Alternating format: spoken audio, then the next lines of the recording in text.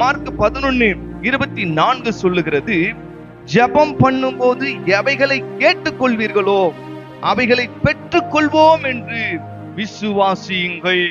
நீங்க ஜெபம் பண்ணும்போது அவை தேவன் எனக்கு செய்வார், தேவன் எனக்கு தருவார், தேவன் நிச்சயம் அதை செய்து முடிப்பார் என்று நீங்கள் விசுவாசிக்க வேண்டுமா? அப்படி விசுவாசிக்கும் போது ஆண்டவர் உங்கள் ஜெபங்களுக்கு விரைவில் பதில் தருகிறவராயிருக்கிறார். அநேக நேரங்களிலே நம்முடைய ஜெபத்தை ஆண்டவர் உடனே கேட்டு விடுவார். ஒரு சில ஜெபங்களுக்கு ஆண்டவர் தாமதமாக பதிலை தருவார். ஒரு சில ஜெபங்களுக்கு பதிலே வராது.